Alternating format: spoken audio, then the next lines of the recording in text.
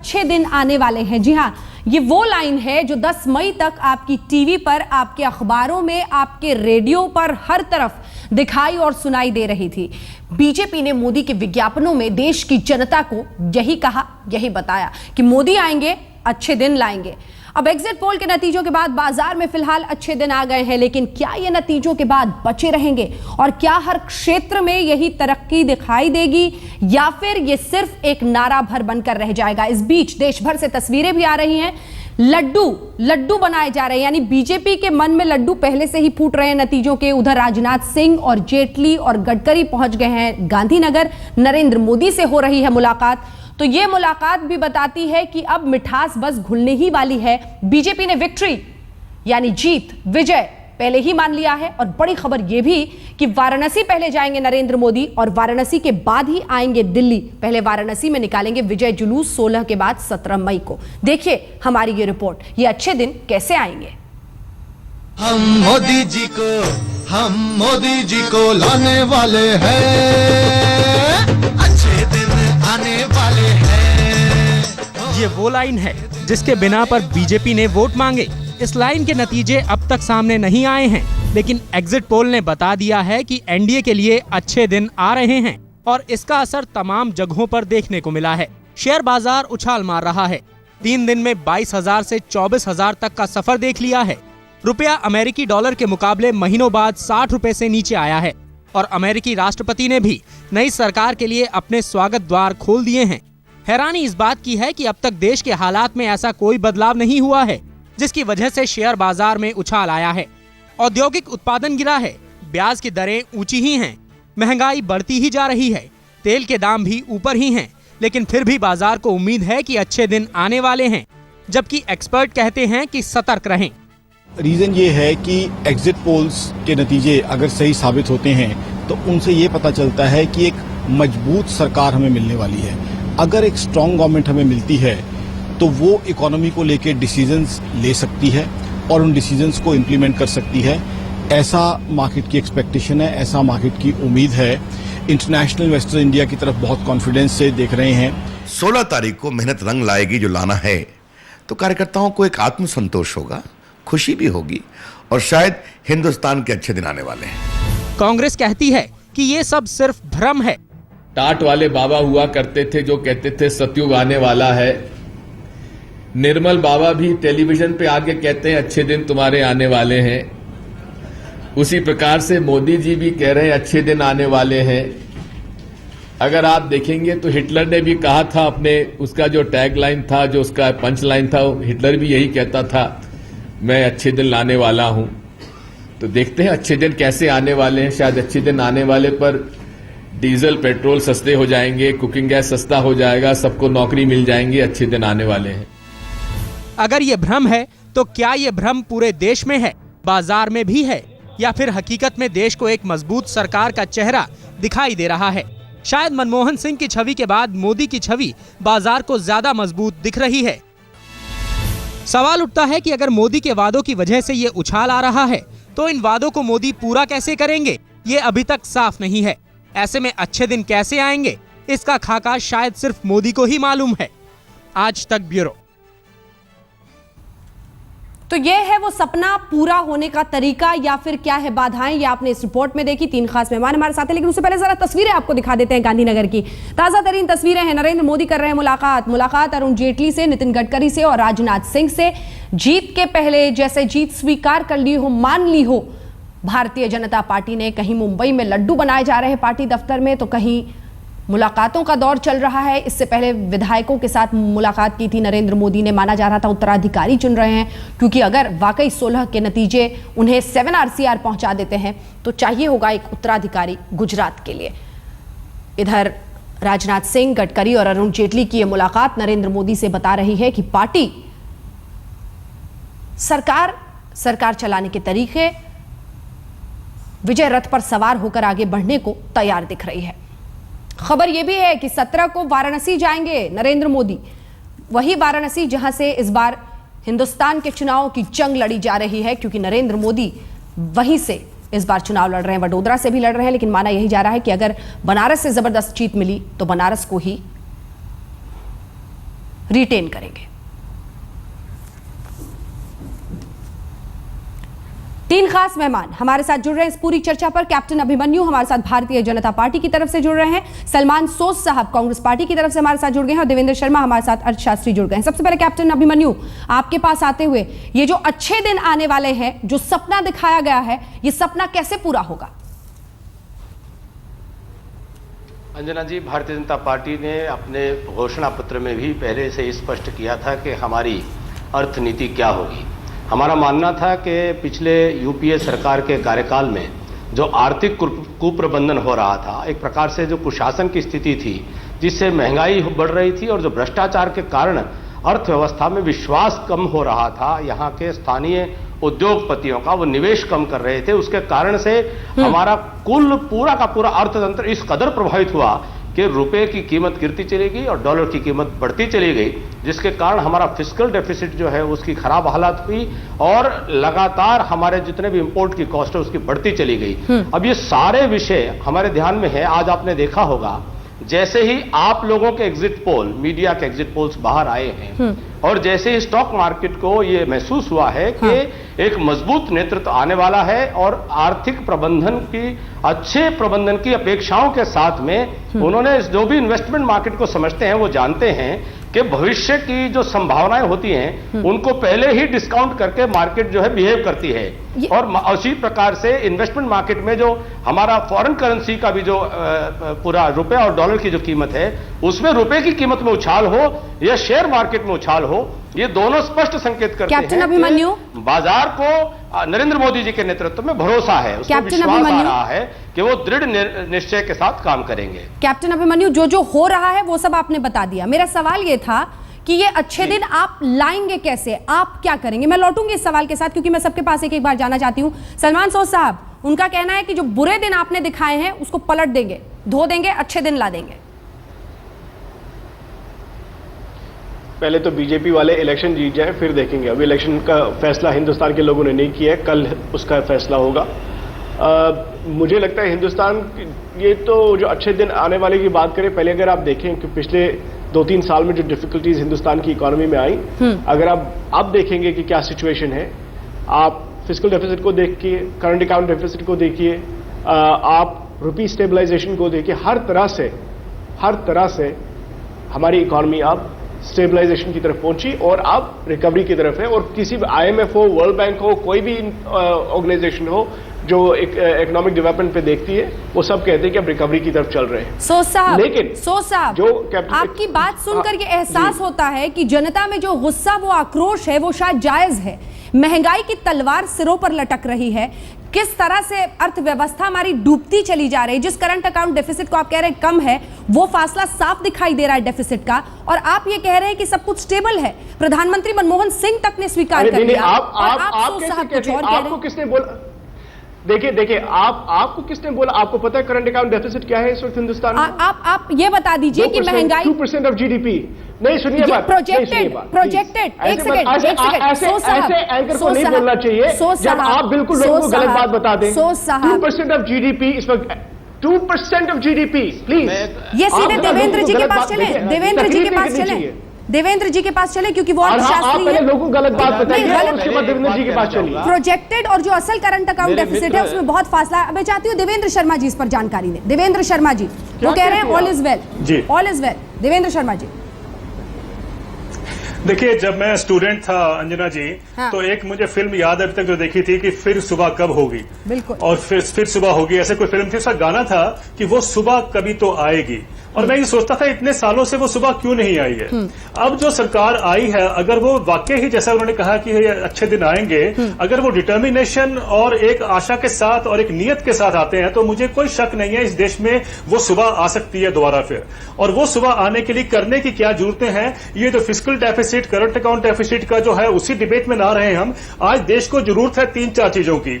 आज कह रहे हैं सेंसेक्स बहुत बढ़ रहा है, ये भी एक इंडिकेशन है, लेकिन एक और बात देखें कि पिछले 3 महीने में आत्महत्याएं किसानों की बढ़ी हैं। आज एक पिछले हफ्ते के रिकॉर्ड देखें तो विदर्भा में 5 किसान रोजाना आत्महत्या कर रहे हैं, तेलंगाना में 5 किसान रोजाना आत्महत्या कर रहे हैं, बुंदेलखंड में 2 और 3 किसान रोजाना आत्महत्या कर रहे हैं, पंजाब में पिछले 40 दिन में 10 किसान आत्महत्या कर चुके हैं।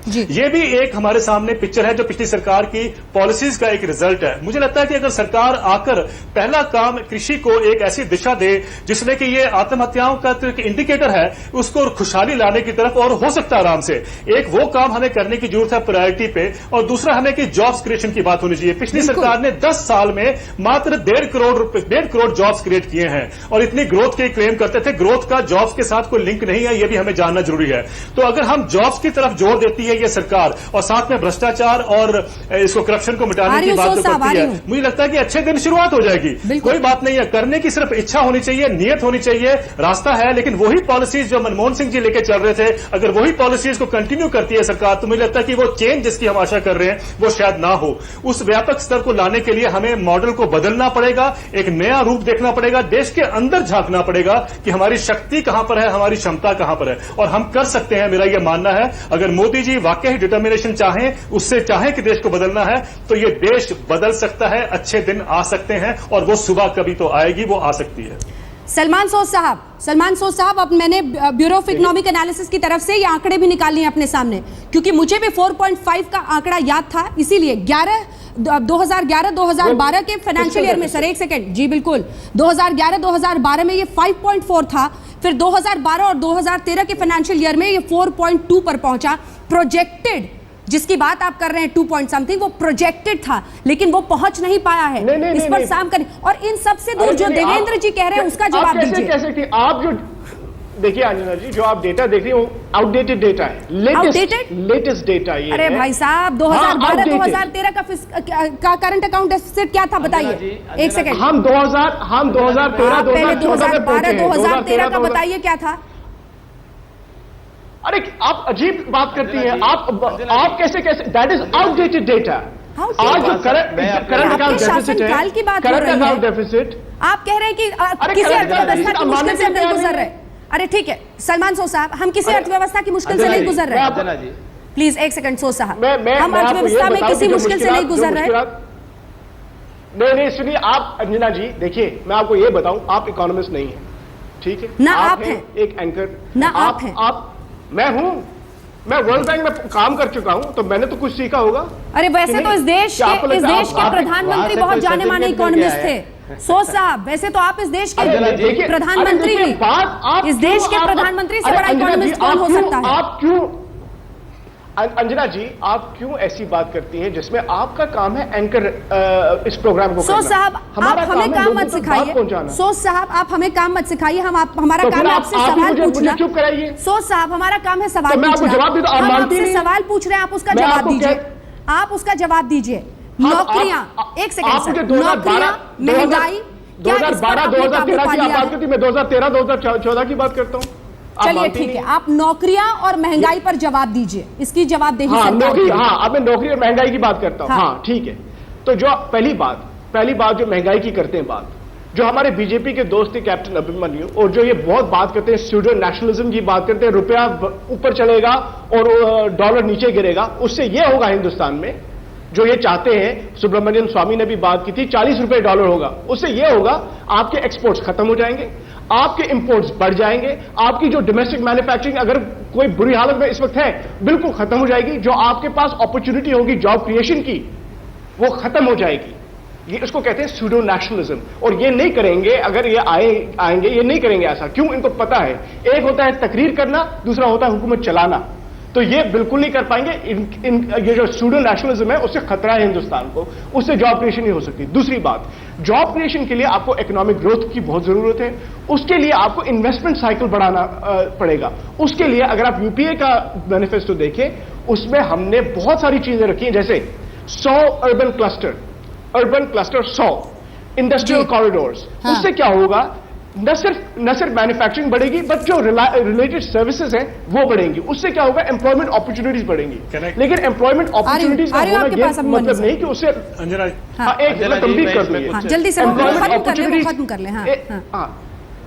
एम्प्लॉयमेंट अपॉर्चुनिटीज तो होंगी, लेकिन साथ मैं थोड़ा सा खत्म कर दूं, एम्प्लॉयमेंट अपॉर्चुनिटी जो है उनको, उनके लिए जो बच्चे हमारे हैं जो आ रहे हैं उनके स्किल्स भी बराबर होने चाहिए, यानी कि उनके लिए जो पढ़ लिख के आ रहे हैं स्किल डेवलपमेंट की जरूरत, ताकि वो इन जॉब अपॉर्चुनिटीज का फायदा उठा पाए। वैसे चल सकती है इकोनॉमी, ये नहीं कि भाई हम 40 रुपए पे लाएंगे और हिंदुस्तान को ठप कर देंगे, ये जो सुब्रमण्यम स्वामी ने कहा है। हाँ।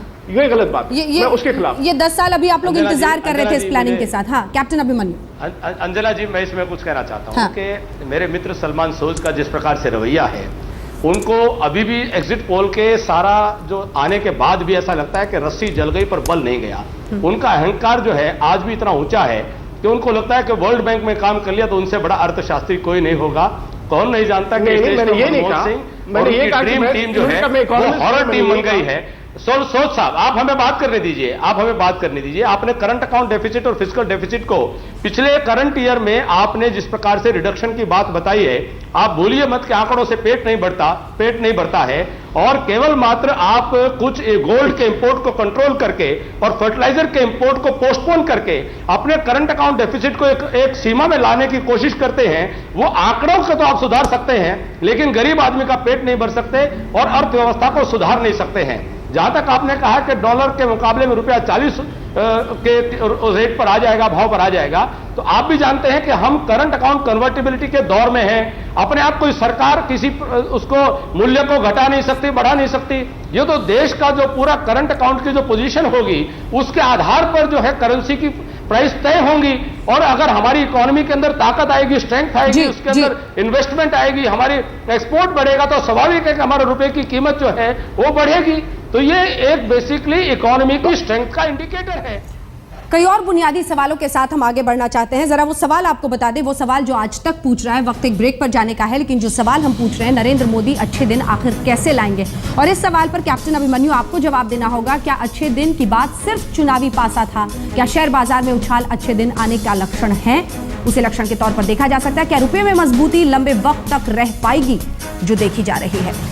आम जनता को महंगाई से राहत आखिर कैसे मिलेगी? क्योंकि आपने खुद कहा कैप्टन अभिमन्यु कि पैसे से या फिर आंकड़ों से सिर्फ ये आपने कहा कि पेट नहीं भरता उस गरीब का जो कतार में सबसे पीछे खड़ा होता है। आपका तरीका क्या होगा? क्योंकि यूपीए की जो गलतियां थी उसका जिक्र आप लोग बार बार करते हैं, लेकिन रास्ता क्या होगा इस पर पूछेंगे सवाल। आंकड़ों से अगर पेट नहीं भरता कैप्टन अभिमन्यु, तो फिर बाजार के उछाल से भी बहुत कुछ हासिल नहीं होता। सवाल यह है कि तरीका क्या होगा? ये जो वादे एक से एक किए जा रहे हैं कि हम तो सब कुछ पलट देंगे, अच्छे दिन आ जाएंगे, अब तो बस मोदी जी सत्ता में आए और सब कुछ बदल जाएगा, गरीबों की किस्मत बदल जाएगी, महंगाई खत्म हो जाएगी, क्या तरीका होगा, क्या नीति है जिससे ये आप हासिल कर पाए? अंजना जी, जो राजनीतिक नेतृत्व किसी भी सरकार का, वो सबसे पहला काम ये करता है कि सरकार को अपनी नीति निर्देश के तहत काम करने के लिए दिशा निर्देश देता है। सरकार की नीति जो है उसमें स्पष्टता होगी, उसके अंदर संकल्प दृढ़ होंगे, तो स्वाभाविक है कि जो पॉलिसी पैरालिसिस का दौर हमने देखा है, जिसके कारण से बहुत सारे इंफ्रास्ट्रक्चर डेवलपमेंट के प्रोजेक्ट्स, इतनी ज्यादा पावर सेक्टर के अंदर हमारी इन्वेस्टमेंट, वो केवल मात्र के उसका जो कोल लिंकेज का जो पूरी पॉलिसी थी उसको बनाने की बजाय, उनको क्लियरेंसेस देने की बजाय, एनवायरमेंटल क्लियरेंसेस देने की बजाय, वो सारे के सारे भ्रष्टाचार की भेंट चढ़ गए। अब वो केवल मात्र सरकार का एक काम था कि उन पॉलिसी डेड ब्लॉक्स को क्लियर करके, उन रोड ब्लॉक्स को क्लियर करके, और वो इंफ्रास्ट्रक्चर जो पूरा इन्वेस्टमेंट है उसका रिजल्ट मिले, उसका रिजल्ट इंडस्ट्री को मिले। मैन्युफैक्चरिंग सेक्टर में ग्रोथ किस प्रकार से आए, इसकी आवश्यकता है, और किस प्रकार से एग्रीकल्चर सेक्टर को प्रायोरिटी से आज ज्यादा से ज्यादा उसमें उसके इंफ्रास्ट्रक्चर में निवेश करके, ताकि हमारी एग्रीकल्चर आउटपुट अगर बढ़ेगी तो स्वाभाविक है कि हमारी फूड सिक्योरिटी इंश्योर होगी, स्वाभाविक है कि उसके अंदर जो ज्यादा सप्लाई होगी हमारे फूड की, तो उसमें इन्फ्लेशन कंट्रोल आएगा। ठीक है। आपको एक और मैं छोटा सा उदाहरण बताना चाहता हूं जल्दी से। हाँ। कि पिछले 10 साल में रेलवे के फ्रेट में इतनी ज्यादा वृद्धि हुई है। अगर महंगाई में एक सबसे महत्वपूर्ण कारण रहा है, वो रहा है रेलवे फ्रेट का बेहताशा बढ़ना। तो इस प्रकार के जहां जहां पर महंगाई बढ़ने के बिंदु हमारे ध्यान में या और अर्थशास्त्री एक्सपर्ट्स के ध्यान में हैं, उन सबको लेकर के एक काम किया जाएगा प्रायोरिटी पर कि महंगाई को कम किया जाए, मैन्युफैक्चरिंग सेक्टर को ग्रोथ किया जाए, इंफ्रास्ट्रक्चर में इन्वेस्टमेंट की जाए, एग्रीकल्चर को प्रायोरिटी पे और उसको बढ़ाया जाए। ठीक है देवेंद्र शर्मा जी, ऐसी बातें हमने पहले भी सुनी है, कितना यकीन होता है, कितना अचीवेबल लगता है? ये आपने बिल्कुल ठीक फरमाया कि ये बातें हर बार होती हैं और इसको सबसे ज्यादा इंपॉर्टेंट स्टेप होगा कि कितना ये डिलीवरेबल कितना है, इंप्लीमेंट कितना होता है और या हम कैसे उसको अचीव कर पाते हैं। पहली बात तो मैं बस स्पष्ट कर दूं कि स्टॉक मार्केट, जो मेरा ये मानना है कि स्टॉक मार्केट का बढ़ना कोई इकोनॉमिक रियलिटी के साथ उसका कोई लिंक नहीं होता है, तो इसको हम मान के ना चलें कि स्टॉक मार्केट बढ़ रही है तो देश की इकोनॉमिक हालत अच्छी हो रही है, सुधर रही है या होने का कोई इशारा दे रही है। स्टॉक मार्केट का अपना खेल है, अपना वो कैसीनो है, उसका अपना ऑपरेशन का तरीका है, उसको हम वहीं छोड़ दें। उसको ज्यादा हम उसको अपनी इकोनॉमी के साथ जोड़ना नहीं चाहिए हमें, वरना वही गलती हम करेंगे जो पिछली सरकार भी करती आई है। दूसरी बात यह है कि आपका सवाल है कि भाई क्या उसमें काम करने चाहिए, ये बहुत जरूरी है। मेरा मानना है कि पहली बात तो सरकार के आते ही, एक कहावत है ना कि सर मंडाते ही ओले पड़े, वो सिचुएशन अनफॉर्चुनेटली सरकार को फेस करनी पड़ेगी, क्योंकि अभी कहा गया कि मौसम जो है बिलो नॉर्मल मानसून होगी, सूखा पड़ने की आशंका है। तो सरकार को महंगाई की जिसकी हम बात कर रहे हैं उसको सरकार को इमीडिएटली जूझना पड़ेगा आके। और मेरा यह मानना है कि अभी तक हम देखें कभी देश में पैदावार में कमी नहीं हुई है, कोई सप्लाई डिमांड कंस्ट्रेंट नहीं है, सिर्फ हमने ट्रेड पे कंट्रोल नहीं किया है, चाहे होलसेल हो रिटेल हो, उसको अगर हम। शर्मा साहब, बहुत महत्वपूर्ण बिंदु, यहीं से मैं चर्चा आगे लिए चलूंगी। वैसे कैप्टन अभिमन्यु जी, ये बहुत जल्दबाजी नहीं कर रहे हैं आप लोग? जैसे आप लोगों ने तो नतीजों के पहले ही मान लिया है, उधर विधायकों की बैठक हो रही है कि उत्तराधिकारी कौन होगा गुजरात का, इधर दूसरी तरफ लड्डू बनाए जा रहे हैं मुंबई में, इधर तीसरी तरफ वाराणसी जाएंगे अगले दिन 17 को और विजय जुलूस निकलेगा। जल्दबाजी तो नहीं हो रही? अंजना जी, मुझे आप बताएं कि आप लोगों ने भी एग्जिट पोल दिया है, तो क्या आपको अपने एग्जिट पोल में विश्वास है कि नहीं है? और भारतीय जनता पार्टी ने भी अपना अंदरूनी आकलन किया है। हम भी एक गंभीर राजनीतिक दल है, हमें मालूम है कि जनमत की दिशा क्या है और जनादेश क्या आने वाला है, कम से कम इसका एहसास तो है। और सभी कार्यकर्ताओं को अधिकार है कि जब वो चुनाव के परिणाम आए और गिनती हो, तो उस गिनती में जो परिणाम अपेक्षित हैं उसके आधार पर वो अपनी तैयारियां कर रहे हैं। जहां तक गुजरात के विधायकों की बैठक की बात है, वह एक रूटीन मीटिंग थी और उस वहां की कैबिनेट मीटिंग भी हुई, उसके अंदर जो कृषि महोत्सव आने वाला है उसको लेकर के चर्चाएं हुई। मीडिया अपने तरीके से उनका अटकल लगाता है, अपना आकलन करता है। चलिए देवेंद्र जी की कोई बात वहां पर ठीक है, देवेंद्र जी की बात पर आते हैं, क्योंकि अक्सर बातें जो की जाती हैं भाषणों में वो जमीन के धरातल पर उतरती हैं तो बिल्कुल एक टकराव होता है और डिलीवरी में बहुत दिक्कत आती है। मॉनसून कम हुए हैं, बहुत ही कंटिजेंसी प्लान लेकर आगे बढ़ना होगा। किस तरह से ये तमाम चीजें होंगी, क्योंकि देखा गया है कि बातें की जाती हैं, फील गुड का भी एक दौर इस देश ने देखा, लेकिन उसके बाद जिस तरह से बैड ही बैड फील किया वो भी सच्चाई हमने देखी है। देखिए, जो मानसून की बात हो रही है, जैसे आपने कहा है कि मानसून तो कम होगा, ये तो सब जानते हैं, लेकिन उसको कैसे टैकल करना है ये मुझे लगता है नई सरकार के पास कोई चारा नहीं है, उसको एड्रेस करना पड़ेगा। हाँ। और क्योंकि नई सरकार होगी, मुझे लगता है कि उसको क्या क्या फोकस करना चाहिए वो सरकार जाननी चाहिए। लेकिन एक अच्छी खबर यह है कि हमारे पास पर्याप्त मात्रा में गेहूं और धान के भंडार हैं, तो डरने की कोई जरूरत नहीं है, क्योंकि कोई इंपोर्ट हमें नहीं करना पड़ेगा। और उसको फिर किस तरीके से मिटिगेट करना है वो मुझे लगता है कोई मुश्किल काम नहीं है, सरकार उसको एड्रेस कर पाएगी। लेकिन सबसे बड़ी बात जो आपने पहले पूछा था कि फिस्कल डेफिसिट और करंट अकाउंट डेफिसिट, देखिए हमारा करंट अकाउंट डेफिसिट इसलिए भी बढ़ रहा है क्योंकि हम इंपोर्ट्स को बहुत अलाउ कर रहे हैं। हमने इंपोर्ट अंडर WTO और फ्री ट्रेड एग्रीमेंट्स में इंपोर्ट्स को कम किया। मैं एक उदाहरण दूंगा आपको छोटा सा। हमारे पास खाद्यान्न तेल में 56,000 करोड़ रुपए का खाद्यान्न तेल का हम आयात करते हैं। कोई जरूरत नहीं थी उसको, अगर हम अपनी ड्यूटीज को बढ़ा दें, क्योंकि हमारे देश में खाद्यान्न तेल 1994 में हम आत्मनिर्भर थे लगभग, और उसके बाद हमने ड्यूटीज कम करनी शुरू की तो आयात शुरू हो गया। अब इसको किसको ब्लेम करेंगे? जब इंपोर्ट्स बढ़ा रही है सरकार खुद, तो करंट अकाउंट डेफिसिट तो बढ़ेगा।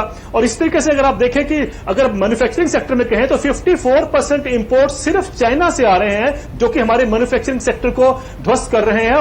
वही एक कारण है। तो हमें अपनी कैपेसिटी को बिल्ड करना है और इंपोर्ट्स को रोकना है। आज तो वहां चाइना से एग्रीकल्चर के प्रोड्यूस ले लीजिए, इलेक्ट्रॉनिक गुड्स ले लीजिए, मूर्तियां ले लीजिए भगवान की, गणेश जी की, अपना देश का झंडा ले लीजिए। अगर सब कुछ वहां से बन के आना है तो फिर देश का जो डेवलपमेंट प्रोसेस है, जो आम आदमी के हाथ के ऊपर होना चाहिए, उसकी निर्भरता पे होना चाहिए, वो कहीं हमने खो दिया है। तो कहने का मतलब है कि अगर हम रिस्टोर करते हैं अपने बैलेंस को, हाँ। तो हम इकोनॉमिक पॉलिसीज को, जिसका लोग इकोनॉमिस्ट हमारे को डराते हैं, डराने की जरूरत नहीं है। आपने एक फिस्कल डेफिसिट की बात भी कही थी। हमारे देश में 5,25,000 करोड़ रुपए का फिस्कल डेफिसिट है।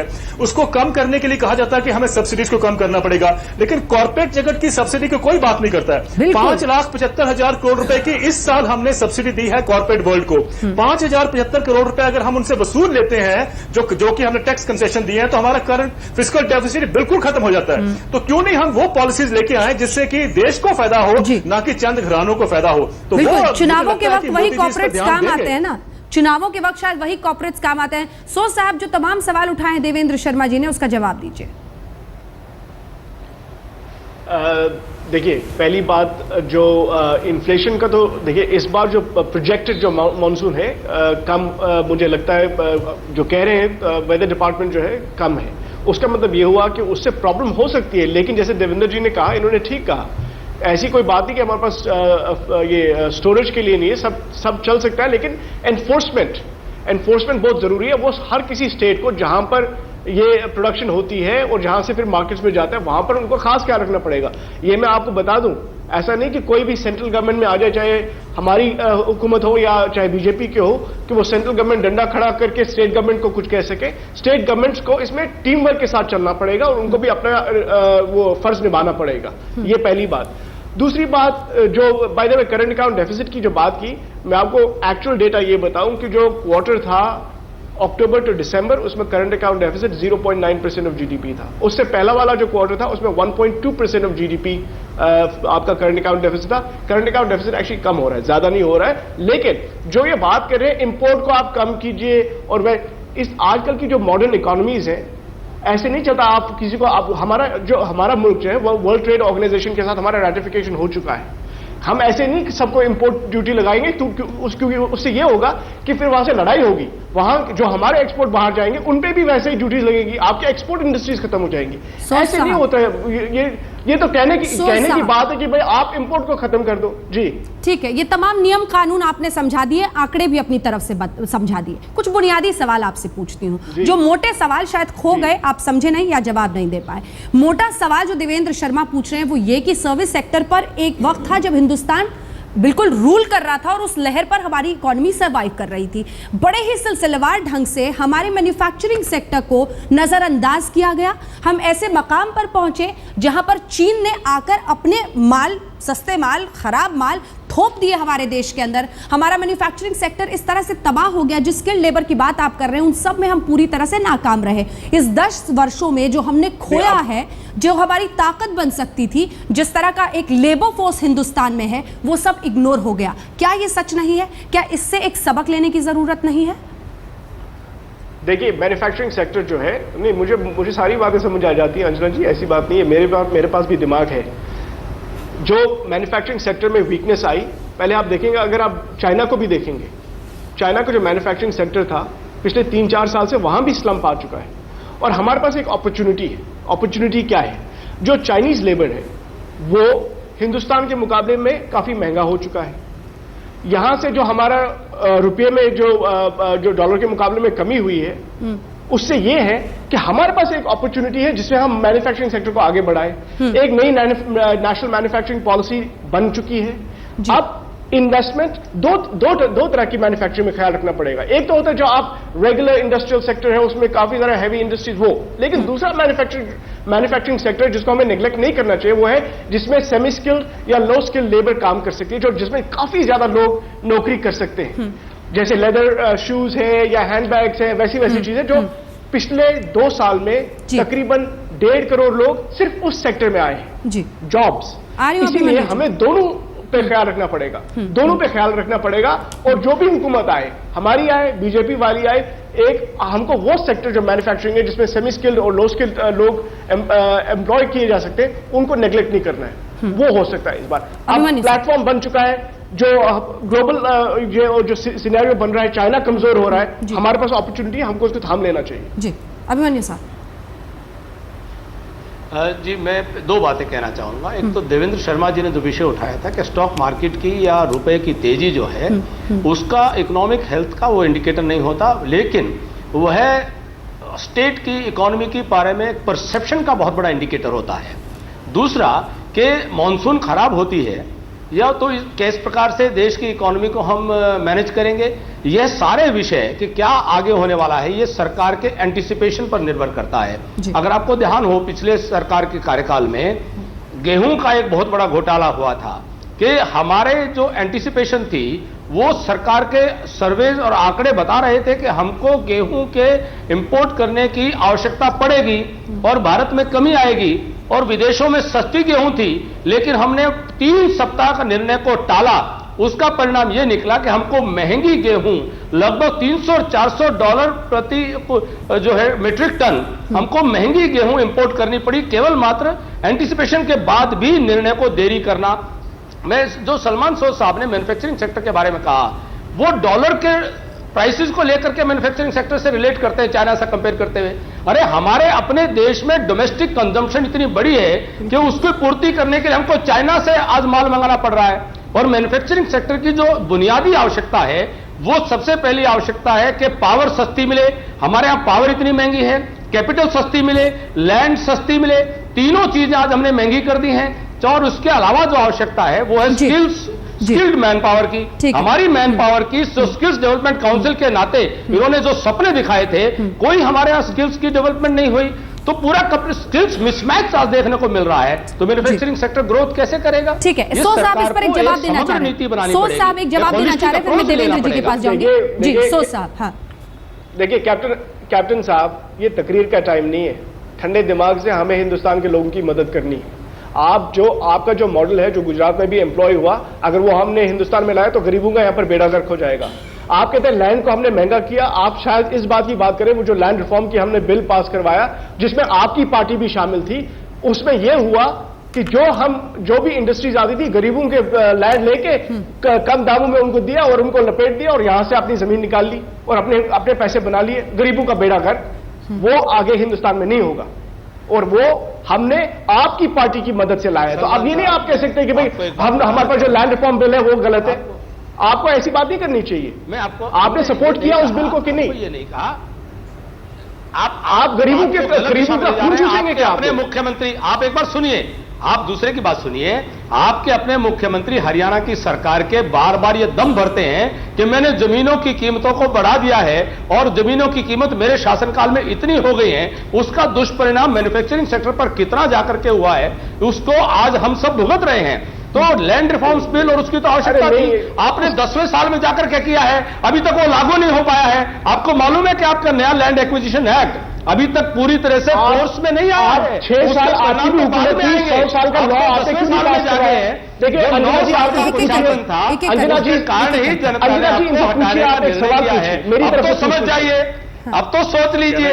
अरे छोड़िए हिंदुस्तान के लोगों के एक एक करके, अरे दे ऐसी बात मत कीजिए। मैं चाहती हूँ कि मैं देवेंद्र जी के पास जाऊं। ठीक है, हाँ ठीक है, मैं लौटूंगी इस पे, मैं इस पे लौटूंगी, देवेंद्र शर्मा जी, क्योंकि जब नेता ऐसे मुद्दों पर बोलते हैं तो अक्सर बहुत ही रेटरिक में वो चले जाते हैं। मैं आपसे बहुत सीधा सवाल कर रही हूँ, क्योंकि पिछले दिनों नेताओं से, उनकी नीतियों से भरोसा लोगों का उठा है। तो ऐसे में ये जो टॉफी मॉडल जिसका जिक्र राहुल गांधी करते हैं, या फिर तमाम नेता कहते हैं कि कॉर्पोरेट को बहुत फायदा नरेंद्र मोदी ने पहुंचा दिया, या फिर वही आरोप कांग्रेस पार्टी पर भी लगता है, उनके नेता दिखते हैं कभी अडानी के साथ, अंबानी के साथ, ये कैसे हैंडल होगा? ये क्या एक परेशानी का, चिंता का सबब हमेशा रहेगा? ये जो जमीन को लेकर जो एक पूरी लड़ाई हिंदुस्तान के अंदर चल रही है, जिस लैंड एक्विजिशन एक्ट की बात हो रही है, वो कैसे सामना होगा?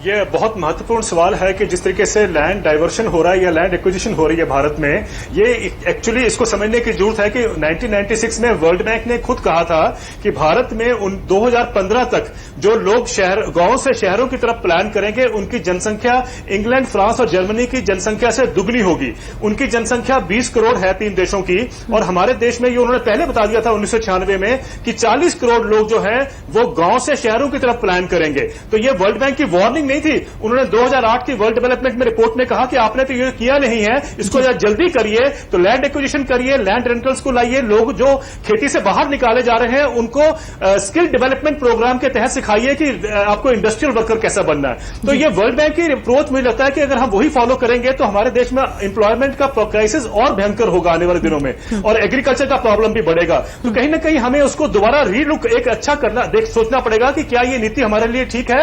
अब अगर चाइना की बात भी करें, चाइना का एक डाटा मैं आपको देता हूं जो बहुत ही शॉकिंग है। हमारे देश में पिछले 17 साल में 2,80,000 किसानों ने आत्महत्या की है। चाइना में हर साल हर साल 2,80,000 किसान आत्महत्या करते हैं, जिसमें से 80% जो किसान हैं वो जमीन के इशू से जुड़े हुए हैं, जो उसके क्राइसिस के करके वो आत्महत्या करते हैं। यानी वो लैंड एक्विजिशन वहां भी इतना भयंकर इशू है कि साल में तकरीबन 2 लाख किसान जो हैं वो सिर्फ जमीन के इशू के करके ही वहां पर क्राइसिस इतना भयंकर है कि उनको आत्महत्या करनी पड़ती है। मेरा मतलब कहने का ये कि हमें सोचना पड़ेगा कि क्या ये पॉलिसी हमारे देश के हित में है या इसको दोबारा एक रीडिजाइन या रीथिंकिंग करनी पड़ेगी, जैसा कि आपने पहले कहा है, और उसमें क्या बदलाव हो सकते हैं जहां कॉर्पोरेट्स को भी फायदा हो। मैं ये नहीं कहता कि इंडस्ट्री ना आए, लेकिन industry should not be at the cost agriculture की। एग्रीकल्चर को आप डिस्प्लेस करें, उसका जवाब आपको देश में इंडस्ट्री से नहीं मिल सकता।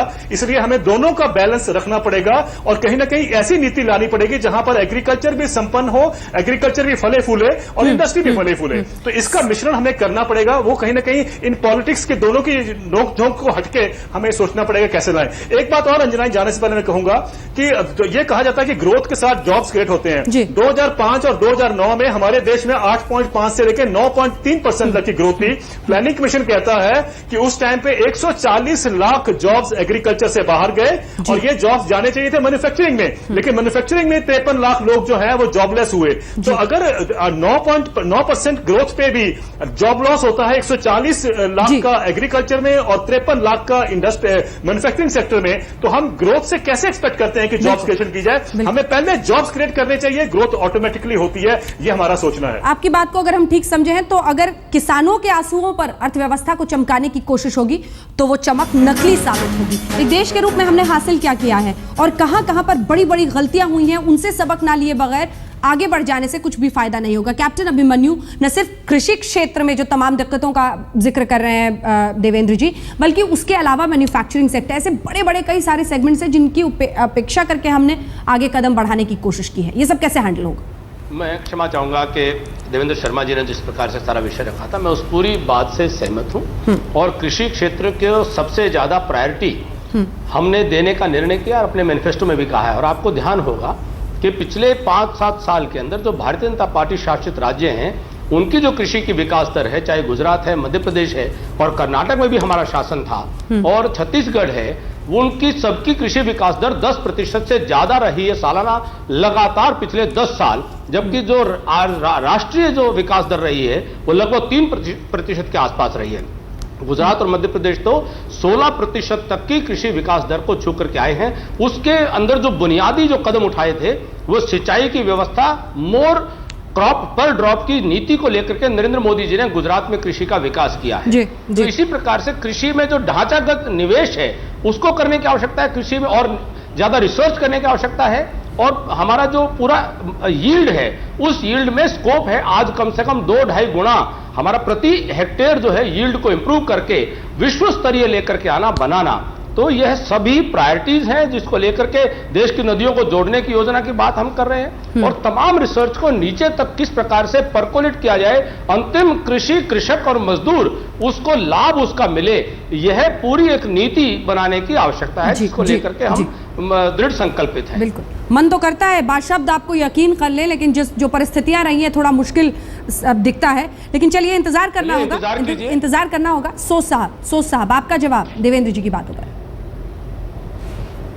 देवेंद्र जी की भी पहले मैं थोड़ा कैप्टन साहब को बताऊं कि जो रिपोर्ट है प्लानिंग कमीशन की उसके मुताबिक गुजरात की एग्रीकल्चर की ग्रोथ रेट 4% है पिछले साल में, मध्य प्रदेश और छत्तीसगढ़ में 7.6%, राजस्थान 7.4%। कांग्रेस शासित राज्य की बता दीजिए टीवी पे नहीं, हाँ मैं वही राजस्थान तो हमारा ही था, राजस्थान तो आपका अभी नया पिछले 10 वर्षों का बता दीजिए। आप मुझे मैं आपको वो भी बता दूं, लेकिन मैं आपको ये बताता हूं कि देखिए टीवी पे हमें बहुत सोच समझ के स्टेटिस्टिक्स यूज करने। कल आपका कोई मुझे कह रहा था कोई स्पोक्स पर्सन कि भाई इजिप्ट में टूरिज्म बहुत ज्यादा है तो वहां पर 95% इकोनॉमी टूरिज्म डिपेंडेंट है, हालांकि वो सिर्फ 3% है।